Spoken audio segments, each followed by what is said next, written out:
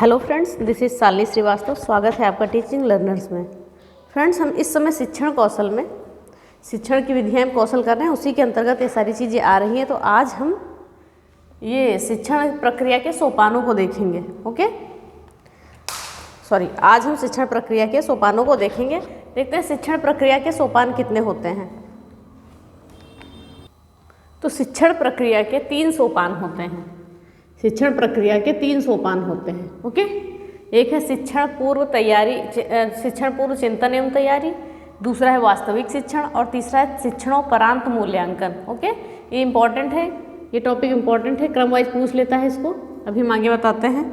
ठीक है, तो कितने होते हैं? 3 होते हैं। शिक्षण पूर्व चिंतन एवं तैयारी, वास्तविक शिक्षण और शिक्षणोपरांत मूल्यांकन। तो देखिए, शिक्षण पूर्व तैयारी यानी कि जो हम शिक्षण करने से पहले कि जो हम तैयारी रखते हैं, जो सोचते हैं कि हमें कैसे पढ़ाना है, क्या करना है, तो वो होता है शिक्षण पूर्व चिंतन एवं तैयारी। इसके अंतर्गत क्या आता है? जैसे हम उद्देश्य निर्धारण करते हैं। हमने उद्देश्य निर्धारण किया, ठीक है, कि हमें क्या पढ़ाना है। सपोज दैट, मान लिया कि उद्देश्य हमने निर्धारण किया, कि भाई किसी काम को पूरा करने से पहले उसका हम उद्देश्य निर्धारित करते हैं कि, ठीक है। उसके बाद क्या करना है? उद्देश्य हमने निर्धारित किया कि हाँ अच्छा हमें पढ़ाना है। फिर उसके बाद हम विषय वस्तु का चयन करेंगे। ठीक है, क्या करेंगे? हम विषय वस्तु का चयन करेंगे। जो भी उद्देश्य निर्धारण करेंगे, फिर जो भी पढ़ाना है उस विषय वस्तु का चयन करेंगे। ठीक है, अगर पूर्व से निर्धारित नहीं है कोई विषय वस्तु तब चयन करेंगे, तो लिख दें अगर पूर्व से निर्धारित नहीं है तो। ठीक है, अगर पूर्व से निर्धारित नहीं है तो।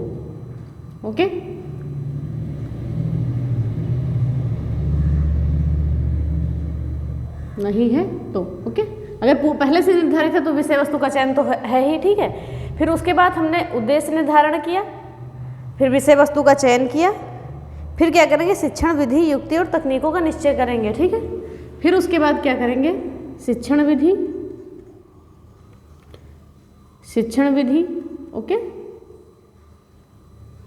युक्तियाँ, शिक्षण विधि, युक्तियाँ, इन सबका निश्चयन करेंगे। तकनीकों का निश्चयन करेंगे तथा तकनीकों का निश्चयन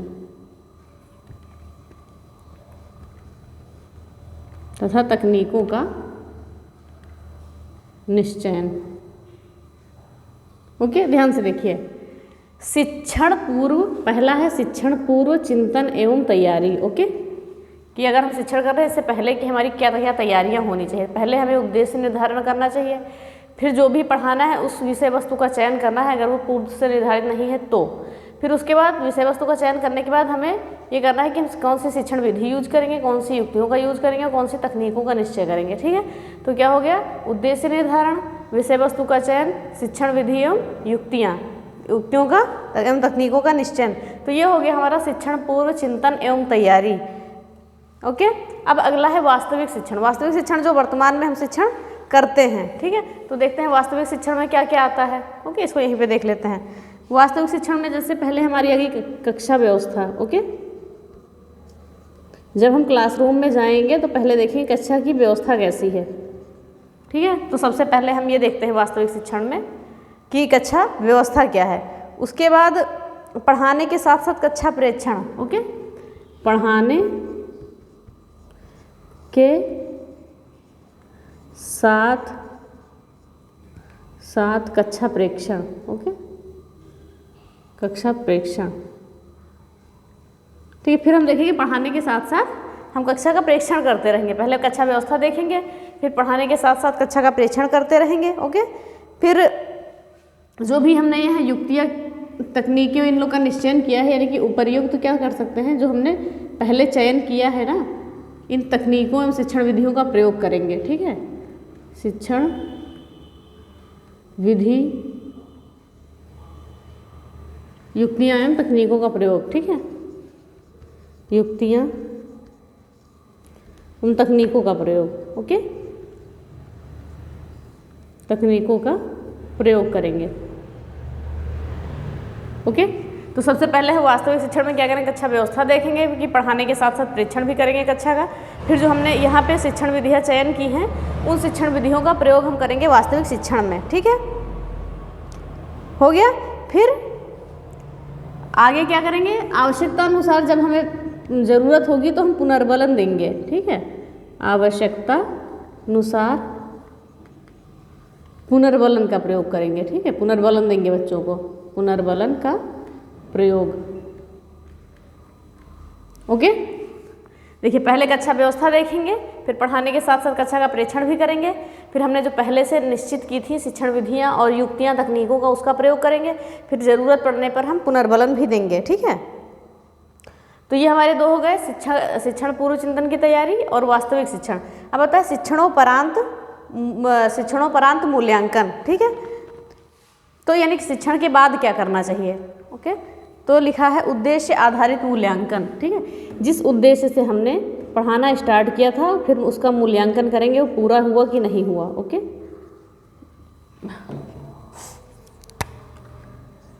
उद्देश्य आधारित मूल्यांकन, ठीक। फिर उसका हम मूल्यांकन करेंगे, ठीक। फिर उसके बाद है कि व्यवहार परिवर्तन का परीक्षण भी करेंगे, ठीक है। व्यवहार परिवर्तन का परीक्षण,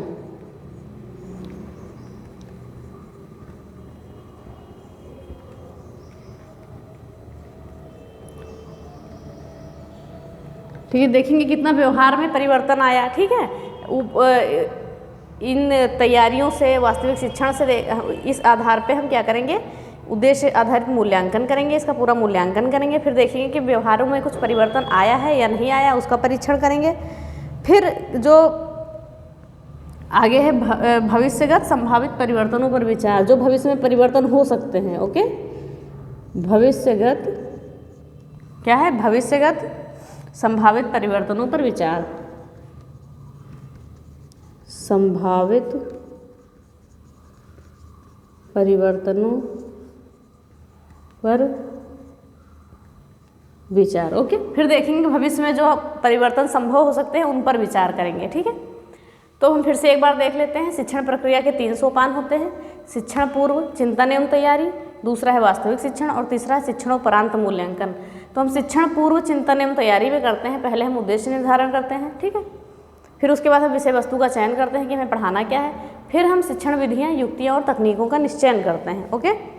फिर उसके बाद आता है वास्तविक शिक्षण, जो हम पढ़ाते रहते हैं क्लासरूम में, वो होता है वास्तविक शिक्षण, ठीक है। तो वास्तविक शिक्षण में क्या है, पहले हम कक्षा व्यवस्था देखेंगे, ठीक है।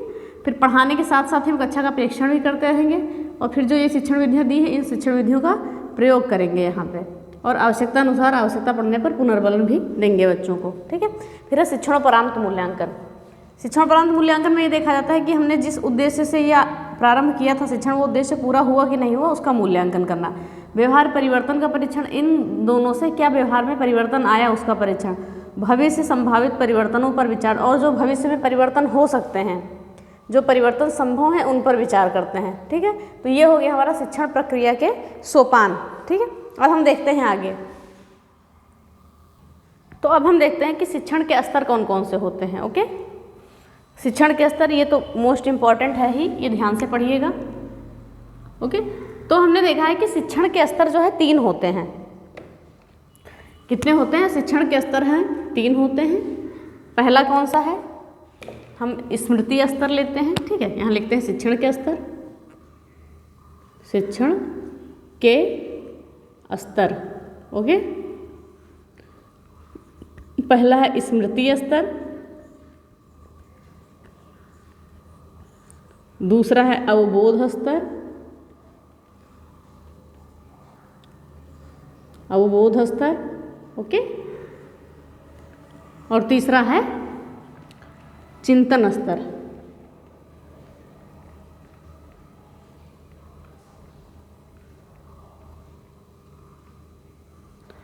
शिक्षण के स्तर कौन कौन से हैं? 3 स्तर हैं, स्मृति स्तर, ठीक है, अवबोध स्तर और चिंतन स्तर। तो जो तीनों स्तर हैं, इन तीनों स्तरों का नामकरण किया है, ठीक है। इन जो तीनों स्तरों का नामकरण किया हम यहाँ लिख देते हैं, तीनों स्तरों का नामकरण, ठीक है। ये तीनों स्तर हैं, स्मृति स्तर, अवबोध स्तर और चिंतन स्तर। इनका नामकरण क्या है, पॉल विगी ने, ठीक है। पॉल विगी, ये याद रखिएगा, पॉल विगी तीनों का नामकरण तो पॉल विगी ने किया है, लेकिन जो तीनों अलग अलग स्तर हैं इनका प्रतिपादन अलग अलग मनोवैज्ञानिकों ने किया है, ठीक है। लेकिन तीनों जो स्तर हैं, ठीक है, तीनों स्तरों का अलग अलग प्रतिपादन किया गया है, ठीक है। तीनों स्तरों का अलग अलग प्रतिपादन अलग अलग मनोवैज्ञानिकों ने किया है, ठीक है। अलग अलग प्रतिपादन अलग अलग मनोवैज्ञानिकों ने किया है।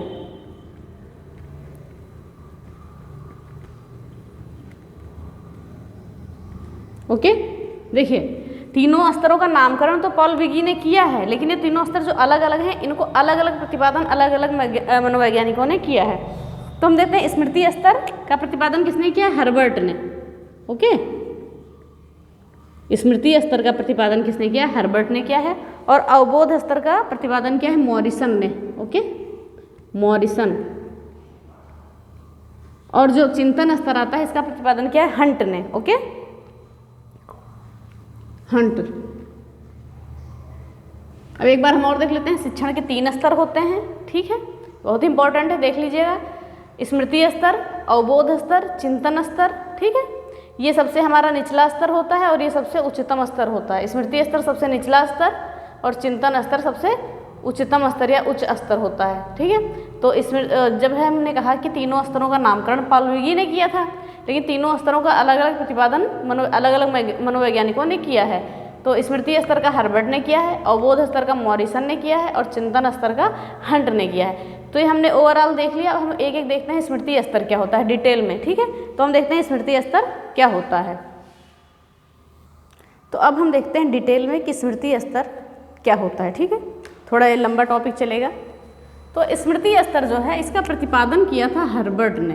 ओके, स्मृति स्तर का प्रतिपादन किया था हर्बर्ट ने, ठीक है, स्मृति के स्तर का मुख्य।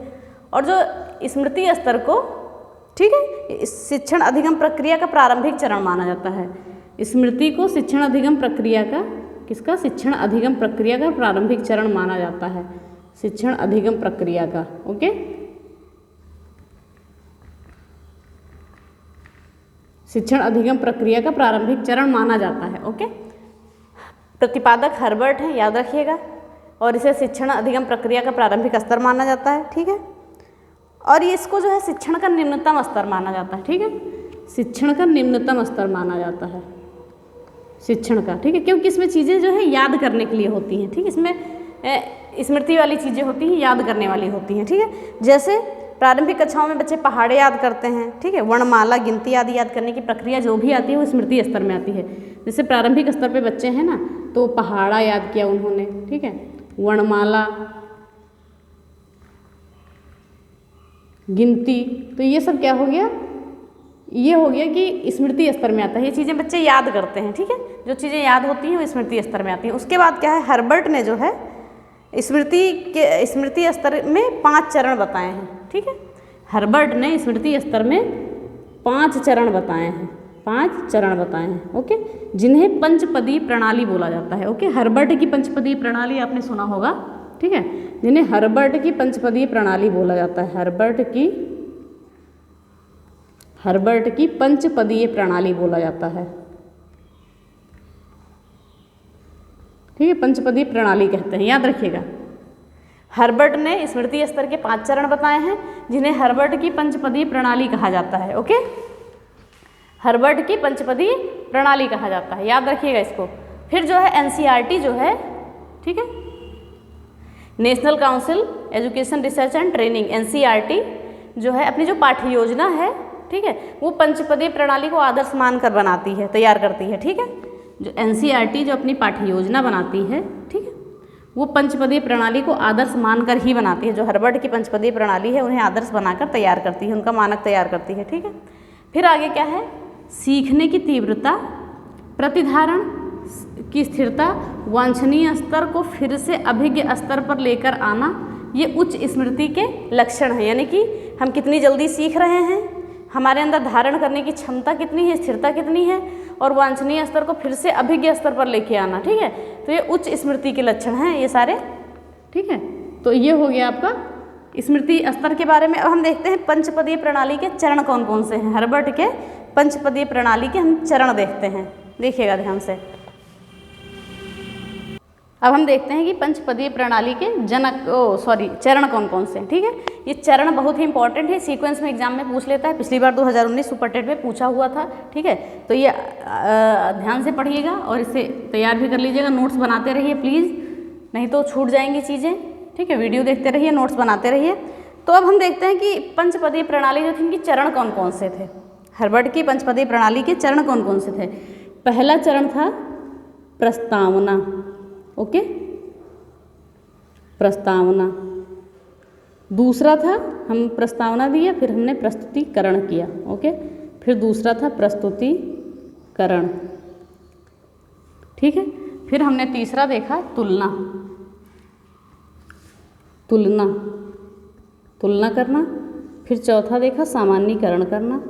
ठीक है, सामान्यीकरण।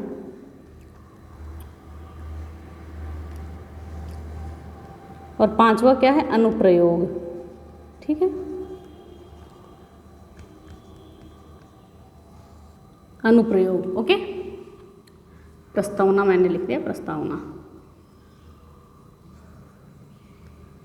ठीक है, तो ये बहुत सा इम्पॉर्टेंट है, ये पिछली बार सुपर टेट पे ये 4 लेके पूछ लेता है। ठीक है, कहीं सीक्वेंस में लगाने को 3 ही दे दिया या 4 दे दिया या 5 दे दिया। ठीक है, तो हम देखते हैं अब आगे। पहला क्या है, प्रस्तावना। ओके, बहुत ही इम्पॉर्टेंट है, ध्यान रखिएगा पूरा। पहला है हमारा प्रस्तावना। ओके, फिर उसके बाद आता है प्रस्तुतिकरण, फिर उसके बाद आता है तुलना, फिर उसके बाद आता है सामान्यीकरण, फिर आता है अनुप्रयोग, लास्ट में आता है अनुप्रयोग। ठीक है, प्रस्तावना, प्रस्तुतिकरण, तुलना, सामान्यीकरण और अनुप्रयोग। अब देखते हैं इसको डिटेल में कि क्या होता है। ठीक है, तो जो ये है प्रस्तावना है, इसको क्या है, विषय वस्तु को संक्षेप में परिचित करना। ठीक है, किसी भी हम प्रस्तावना प्रस्तुत करते हैं तो किसी भी विषय वस्तु को संक्षेप में प्रस्तुत करते हैं, किसी भी विषय वस्तु को संक्षेप में। ठीक है, विषय वस्तु को संक्षेप में प्रस्तुत करना। ठीक है,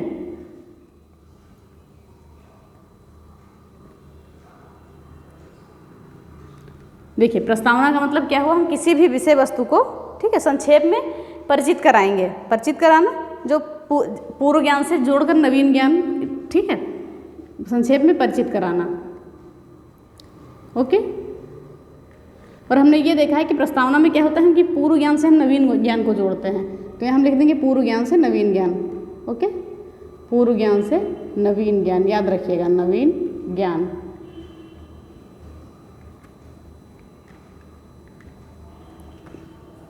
तो क्या प्रस्तावना में क्या हुआ, हम किसी भी विषय वस्तु को संक्षेप में परिचित कराते हैं, और ये पूर्व ज्ञान से नवीन ज्ञान। ठीक है, फिर अगला आता है प्रस्तुतिकरण। ओके, प्रस्तुतिकरण, तो जो पूर्व ज्ञान है, ठीक है, पूर्व ज्ञान एवं पूर्व ज्ञान शिक्षण सामग्री की सहायता से प्रस्तुत करना। किस चीज़ को, विषय वस्तु को, विषय वस्तु को पूर्व ज्ञान, ठीक है, पूर्व ज्ञान, और हम विषय वस्तु को पूर्व ज्ञान और शिक्षण सामग्री के द्वारा प्रस्तुत करेंगे। ठीक है, और शिक्षण सामग्री की सहायता से प्रस्तुत करना, और शिक्षण सामग्री की सहायता से प्रस्तुत करना।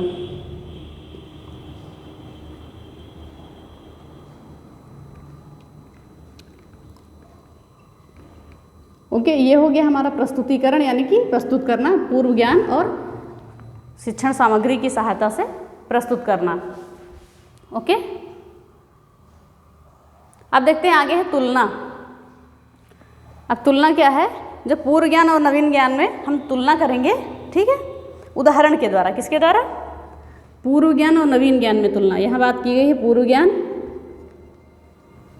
और नवीन ज्ञान में तुलना। ओके, नवीन ज्ञान में तुलना किसके द्वारा, उदाहरण के द्वारा। ठीक है, याद रखिएगा, उदाहरण के द्वारा। उदाहरण का प्रयोग करके हम पूर्व ज्ञान और नवीन ज्ञान में तुलना करेंगे। ओके, और इसको पता है, इसको कभी जीवन की, वास्तविक जीवन की परिस्थितियों से भी कभी कभी तुलना कर लेते हैं। ठीक है, पूर्व ज्ञान नवीन ज्ञान की तुलना करते हैं, उदाहरण के द्वारा कर लेते हैं, और वास्तविक जीवन की परिस्थितियों की तुलना भी हम कर लेते हैं, वास्तविक जीवन से परिस्थितियों की तुलना करते हैं। फिर अगला आता है सामान्यीकरण।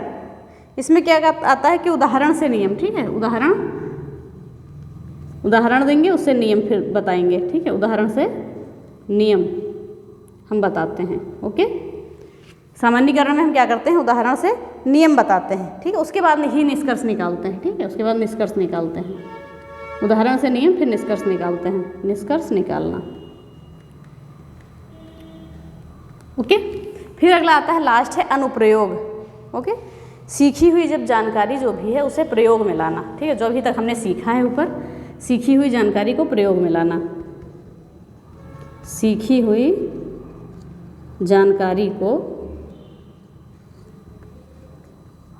प्रयोग में लाना।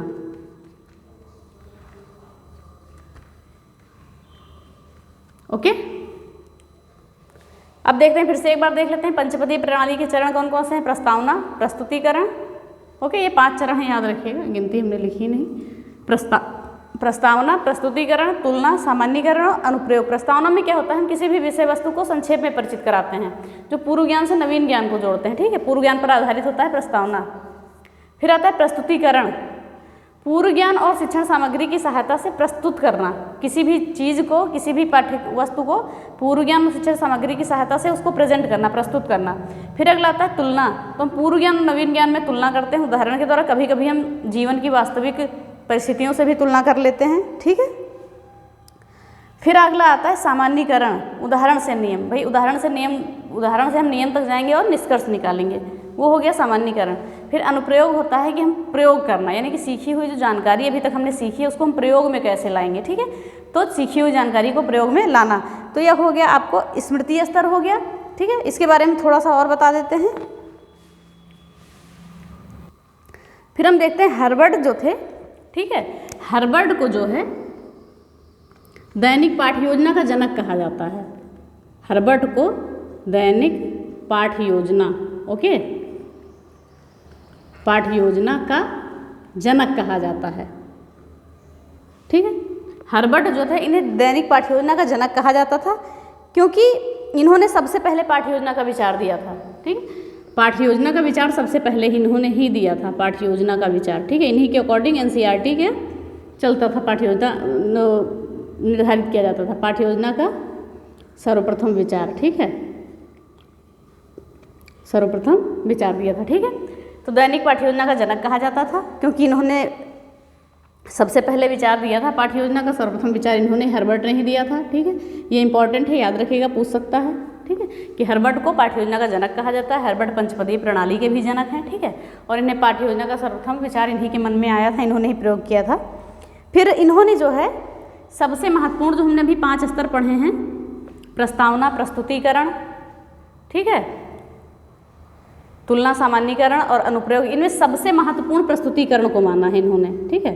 सबसे महत्वपूर्ण जो है, सबसे महत्वपूर्ण चरण जो है माना है, प्रस्तुतिकरण को माना है, ओके। किसी भी चीज़ को प्रेजेंट करना सबसे महत्वपूर्ण होता है, ठीक है, तो उन्होंने सबसे महत्वपूर्ण चरण प्रस्तुतिकरण को माना है, ठीक है। और फिर जो पाठ्य योजना है वो गेस्टाल्टवादी विचारधारा पर आधारित है। पाठ्य योजना जो है गेस्टाल्टवादी, ठीक है, पाठ्य योजना जो है गेस्टाल्टवादी विचारधारा पर आधारित है, ठीक है, गेस्टाल्टवादी विचारधारा पर, ठीक है। तो हमने देख लिया शिक्षण के 3 स्तर देख लिए, स्मृति स्तर, अवबोध स्तर और चिंतन स्तर, जिसमें से हमने आज स्मृति स्तर पढ़ लिया है, स्मृति स्तर के बारे में जाना, और स्मृति स्तर के 5 चरण भी होते हैं जो हर्बर्ट ने दिए, हमने पढ़ा, प्रस्तावना, प्रस्तुतिकरण, तुलना, सामान्यीकरण और अनुप्रयोग, ये सारे पढ़े। इनमें से सबसे महत्वपूर्ण प्रस्तुतिकरण होता है, ठीक है। और हर्बर्ट को दैनिक पाठ्य योजना का जनक भी कहा जाता है क्योंकि इन्होंने पाठ्य योजना का सर्वप्रथम विचार दिया था, और जो पाठ्य योजना है वो गेस्टाल्टवादी विचारधारा पर आधारित है। तो आज हमने स्मृति स्तर जाना, थोड़ा सा बड़ा है, और फिर अगले वीडियो में हम अवबोध स्तर और चिंतन स्तर डालेंगे, ठीक है। तो देखते रहिए वीडियो, और नोट्स भी बनाते रहिए। अगर एक बार नहीं समझ में आ रहा है तो बार बार देखिए, ओके।